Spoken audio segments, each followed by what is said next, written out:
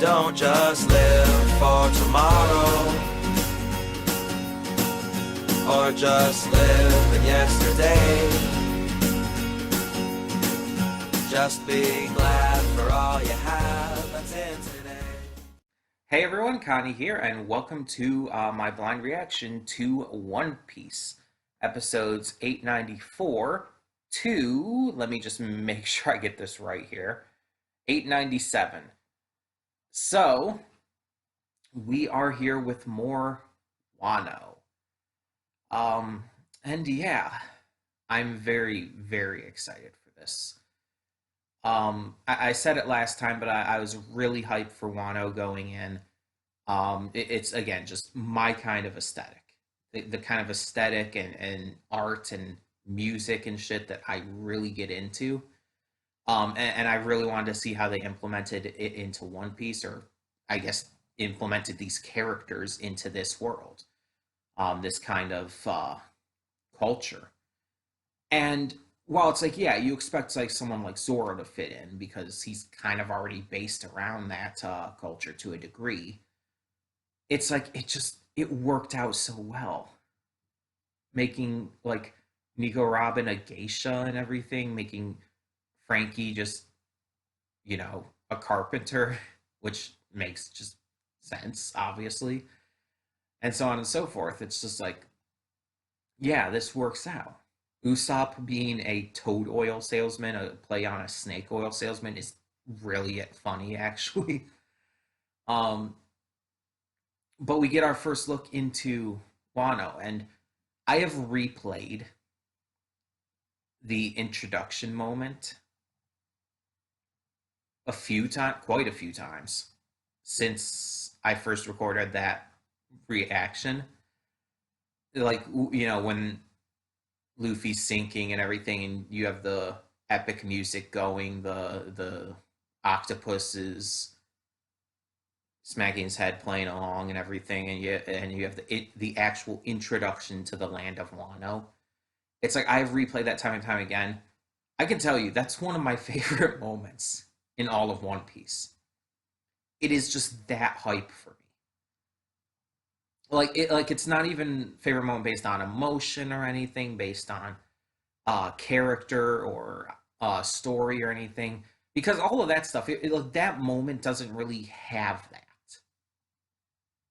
It's not really about that. It's this that moment is one of my favorites, literally based entirely on hype, and that's fine. There's nothing wrong with basing a favorite moment in a series on hype. Sometimes that's all it takes. Sometimes it's like a moment can be that special, that great for you as a viewer, just because it's that hype, because it's that cool. It's the rule of cool. Sometimes that's all it takes, and that's fine. Um, my favorite moments throughout this entire series are kind of like a scattering of those kind of things. Some of them are just kind of really cool moments, and some of them have a lot more character and depth to them. Like, I mean, obviously, you'll see the likes of Nico Robin's "I Want to Live," or Luffy giving his hat to Nami in Arlong Park and promising to protect her. Like, of course, you'll see those moments on there too. Those are really great, big character moments, but rule of cool still matters. um, and that was damn cool. But we got to see more into it. We met a couple characters. This little girl, and it's going to take me a bit to remember everyone's names and to get those down. But we have this little girl, her pet lion dog, um, and there's also this baboon that was fighting the lion dog. There were these people who were they were chasing the girl, or actually, I think they might have captured the girl at first. Yeah, they captured the girl at first or something, I think, and then they stumbled upon the fight that was going on, and then Luffy ended up just taking everyone out because he does that. Sanji and the others who were on the ship, they ended up leaving early, so we don't know where they're at the moment. Um, But as I've stated before, I have seen what they look like in this arc, like what their Wano costumes are and all, so I do know what to expect with that. Carrots, by the way, is just adorable as hell. So I'm excited for when we get to that. But yeah, I'm just really hyped for this arc going forward because there's so much to look forward to. The only really big story stuff that happened last time was there was this serial killer going throughout the town. Zoro got blamed for being him just because he's a swordsman, basically, and the actual serial killer framed him by just running past him, and the, the guards chasing him ended up thinking Zoro was him. So in reality, it was the magistrate that Zoro was taken to. Zoro killed him, which, like, legitimately, he just killed him, and it's like, oh, okay. He killed him, attacked the other guys, and just kind of escaped.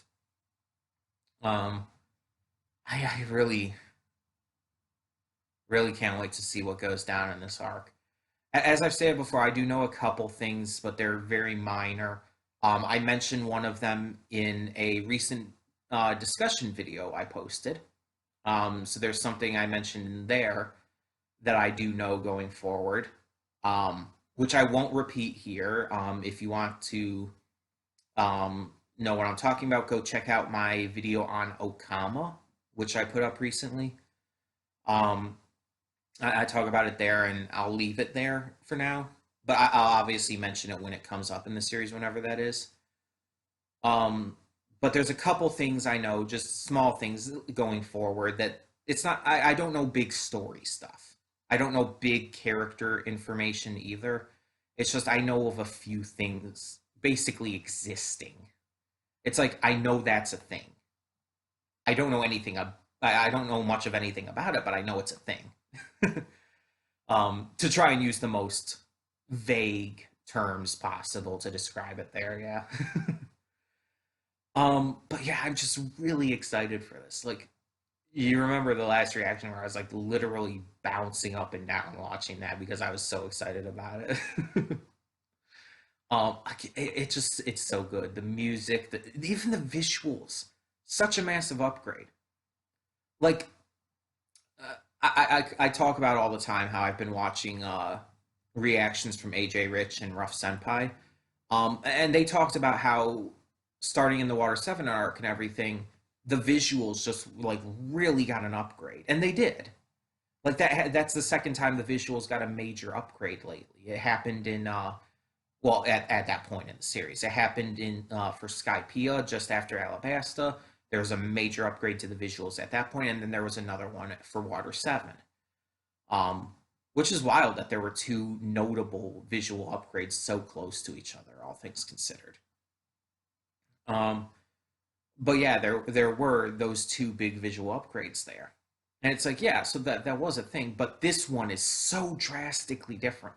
And the visuals looked good before this, back in Whole Cake Island and all, but it's like, again, the instant you got into the waters around Wano, you saw the water change its look. The way it was drawn and animated was different, and that alone was hype. But like the scene where they're like sailing along with the koi and everything, all the big waves and everything, and it just shows like these painting esque still shots and shit. I screen capped one of those. I'm using it as the lock screen for my laptop right now because it's just that damn good. Um, but then you get like just the animation of everything in Wano. Like, as I said last time, the colors pop so much more, especially with like the green of Zoro's hair and the blue of Frankie's. And it's just like these huge, these bright popping colors, the style of everything. It's just like, oh, so good, so good. And I can't wait to see more of the characters we have missed for so long. It's been so long since we've seen Zoro, since we've seen Frankie, since we've seen Robin and Usopp. And it's like, yeah, I want to see more of Carrots and Sanji and all of them as well. But I want to see so much more of these characters right now who we haven't seen in a long time because we haven't seen them in a long time. And I know eventually the entire crew and everything is going to be together in this arc. Like, I know that this arc actually does feature everyone, unlike Whole Cake Island. And Dressrosa, to a point, featured everyone, but eventually a few characters just kind of disappeared. Um, because they were being chased by Big Mom's ship, actually, back in Dressrosa. And that was Nami, Brooke, and I think Usopp as well. No, Usopp wasn't one of them because Usopp was with Frankie, wasn't he, in Dressrosa?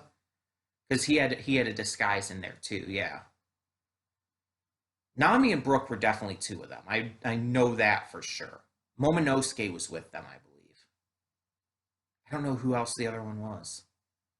Was it no? It wasn't Kinemon because he was in Dressrosa too. But there were a couple characters either way who kind of disappeared for quite a while during Dressrosa, and it's like it wasn't as noticeable as like with Whole Cake, where it was definitely like only half the crew who was out on Whole Cake Island and even shown throughout that entire arc.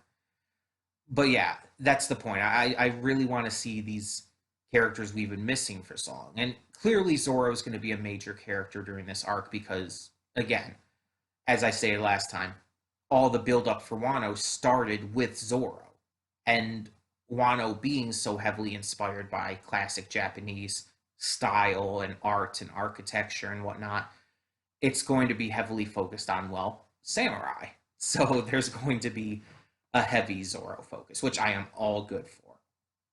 Um, and I want to see more Geisha Robin. I want to see more Toad Oil Salesman Usopp. It's like this stuff is great, and I love it. Um, it's funny too. Like in Rough Senpai's reactions, he got to the part where Sogeking arrived. And now we're seeing Usopp as a Toad Oil salesman. It's like Usopp has a lot of different faces in this series, doesn't he? He has a lot of different personalities and characters he plays, like more so than the others, who have played a couple. It's like, and Zoro is like not even really pretending to be anyone else here. It's just like he's just going under a different name. That's pretty much it. It's hard to believe that's actually working because he's not even disguised. Really, he has a slightly different hairstyle and different outfit. That's it. But anyway,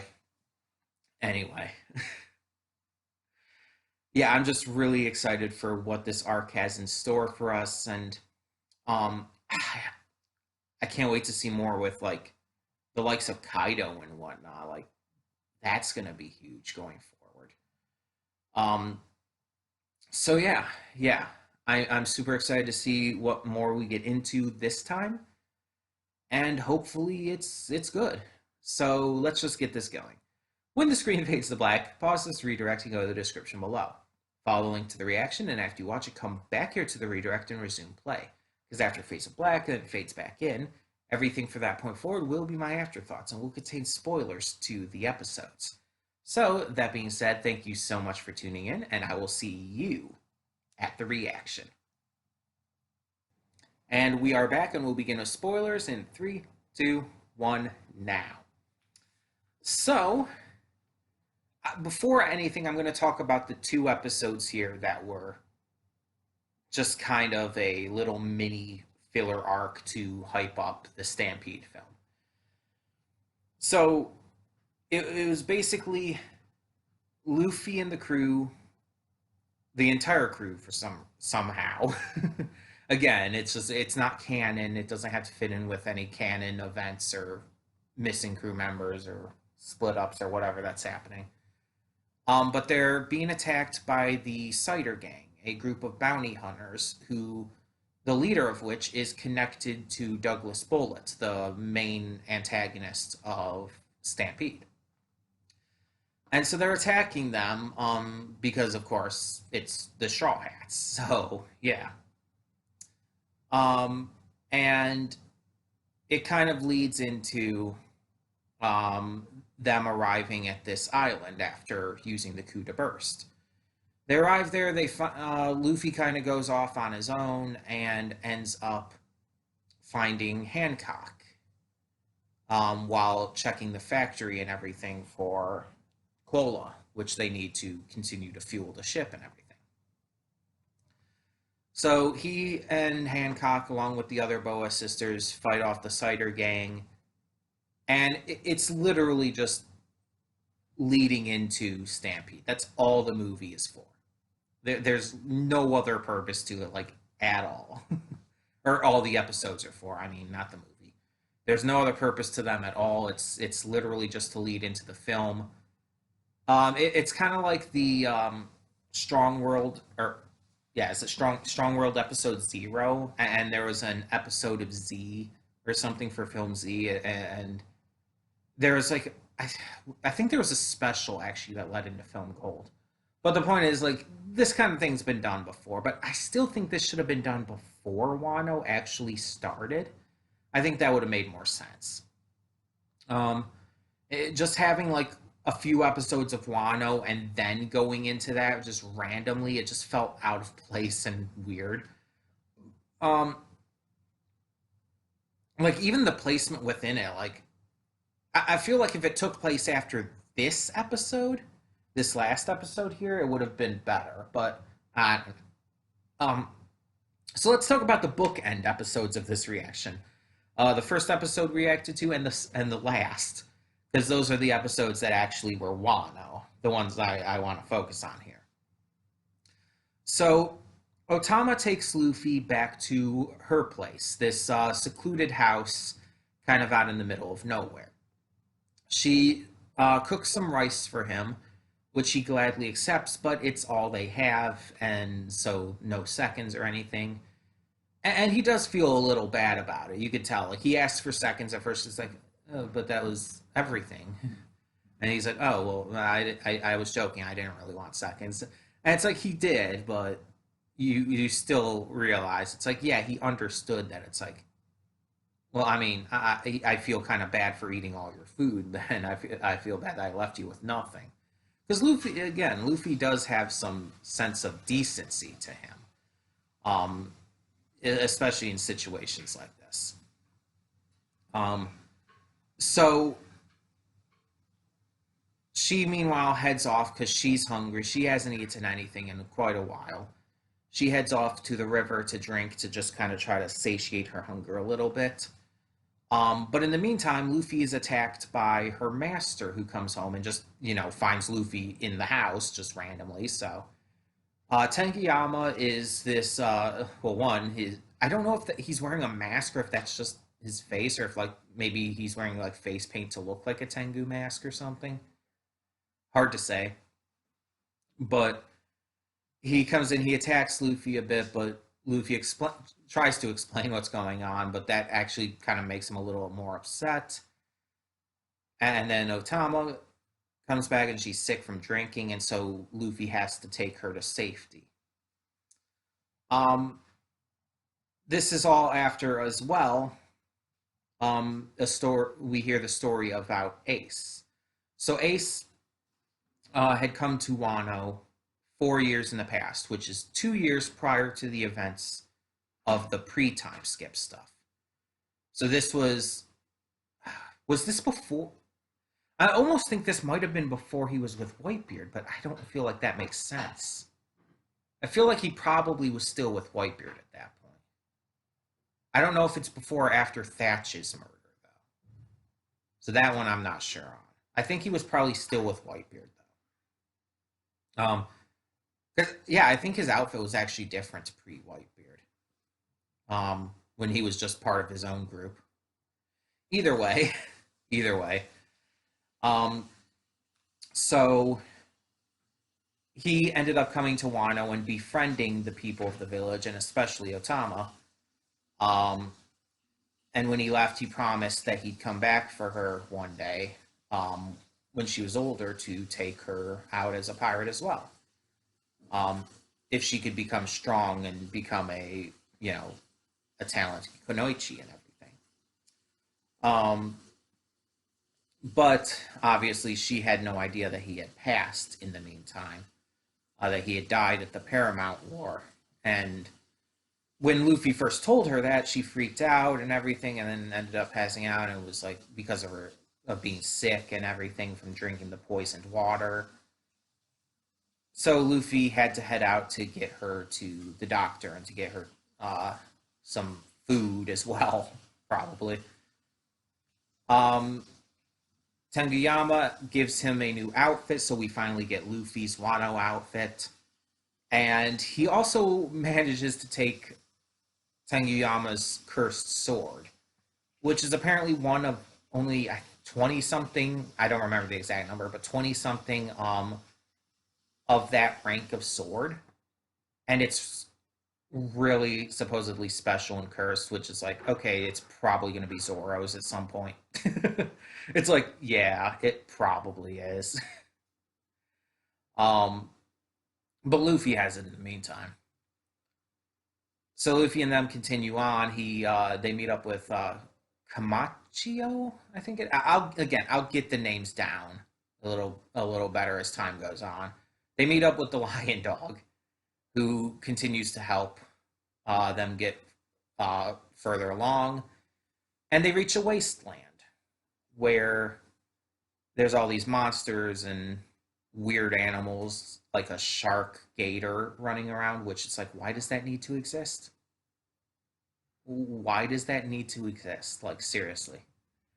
But they also find Zoro there, who had been hiding out because of, everything that had happened to him, being accused of being a slasher and everything. He's eating all the meat he can and everything, even though he doesn't know it's actually poisoned meat because the animals have been drinking from the poisoned river. Um, but I like his response to it, though. It's like, oh, that's why I have a stomach ache. It's like, dude, I know Luffy's immune to a lot of poisons, but dude, um, but so Luffy and Zoro reunites, and that's when Basil Hawkins and his crew come along. And yeah, I guess next episode we're gonna get a fight between Basil and Luffy and Zoro, which is gonna be pretty fun. Like that's gonna be interesting, seeing three of the supernovas going at each other. Well, Luffy and Zoro on one side and Basil on the other. Um, yeah, I'm really excited for what this is going. These episodes were definitely, since we only got two, obviously, in this set that were actually Wano. They were definitely focused entirely on the stuff with Otama and Tengiyama. It didn't really go into anything more with Robin or Usopp or Frankie, which is a little disappointing. But again, there were the two episodes in the middle here that were completely unrelated to Wano, so I guess I can see that. We'll probably get more in the next set with them. Um, but for what we did get, I enjoyed it. Seeing Zoro take out those guys for two reasons. One, just to get the sake, because he wanted sake, because Zoro likes to drink. But also, yeah, to save the woman, of course, as well. Um, that was really fun to see. It was just a really good moment, and continued to show the great animation, of course. Um, Getting to meet Tangiyama, like I had definitely seen him before. I had seen art of him before. Um, just randomly on online, and it's like now that we actually get to meet him, we get to see his personality. He's very serious, but he very much cares for Otama. He's a good dude. He's just very serious, takes things very seriously. He very much takes the curse of the sword seriously. And the sword was created by his ancestors, so that's interesting to know. I wonder how much that's going to come into play. Probably a bit, I would think. Because again, the first time we heard about Wano was on Thriller Bark when Zoro was fighting Ryuma. And that's when Zoro got the sword from Ryuma too. So it's like everything's kind of connecting back to that. So this sword's probably going to be extremely important going forward, and the ancestor to Tenguyama is probably going to be extremely important for stuff. Um, and just I'm really interested to see what more goes down, because there's apparently quite a few of the worst generation of the supernovas here in Wano. We already know Eustace Kid is locked up. We now know Basil Hawkins is working with Kaido. Apparently Diaz Drake is as well. It's like, geez, how many do we have to have? And Law is in the opening, so he's going to come in again at some point to help work with Luffy and them. It's like, geez. I mean, and I'm fine with it. I mean, but the last arc we only got one. We only got Capone. It's like now we're bringing in at least four, possibly more. I mean, Jewelry Bonnie's. We know where she's at the moment. She's up in Marie Joie, sneaking around. She might be working with the Revolutionary Army. It's kind of unclear, but probably not. She's probably doing her own thing. So, but we know where she's at. Arouge, he was taken down by the Big Mom Pirates, so he's probably not going to see any big action lately, anytime soon. Killer works for Kid, so he's probably going to be in here if Kid is. I believe Killer works for Kid at least. I think he did. Did he? Now I'm questioning that. Who else is in the supernovas though? There's someone. There's got to be someone I'm missing. I don't know. But either way. So yeah, there's definitely a lot of big stuff to come, I feel, with this arc. Like Whole Cake Island was pretty big, but with all of the Straw Hats being in Wano here, this I feel is going to be a major arc. Like, I think this is actually going to be bigger than Dressrosa in terms of its scale. Which I am all for. I am fully good with that. We'll just have to see exactly how heavy it goes, how hard it goes with all of that. But I'm expecting a lot of great stuff. So yeah, these episodes, again, the two episodes that were actually Wano here were really good. I just wish we had more of actual Wano.